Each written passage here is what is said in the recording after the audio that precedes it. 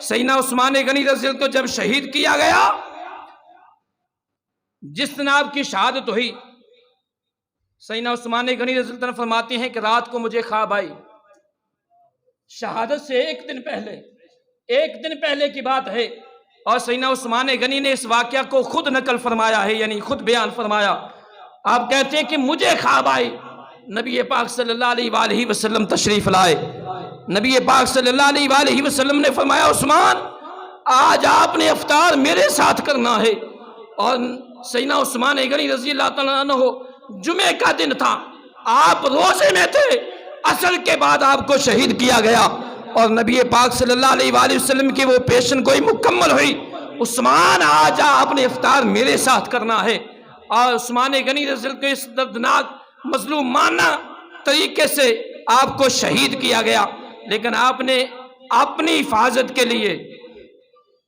اپنی جان بچانے کے لیے کسی مسلمان کو جنگ کی اجازت نہیں دی، کسی کی خون ریزی نہیں ہونے دی، حتیٰ کہ مولا علی کرم اللہ وجہ الکریم نے حسنین کریمین کو دروازے پر پہرے دار کھڑا کیا تھا، اور بلوائیوں نے حسنین کریمین کے منہ پر تماچے مارے، ان کی توہین کی گئی، اور جب بلوائی اندر گھسے سیدنا عثمان غنی رضی اللہ عنہ کو شہید کرنے کے لیے، آپ کی بیوی، ایک آدمی نے آپ کی بیوی کے چہرے پر تماچا مارا، اس وقت سیدنا عثمان غنی رضی اللہ عنہ نے فرمایا اوے خدا تجھ پر لعنت کرے، عورت پر ہاتھ اٹھاتا ہے اللہ تیرے ہاتھوں کو کاٹ دے، اللہ تیرے پاؤں کو کاٹ دے، اللہ تجھے اندھا کر دے۔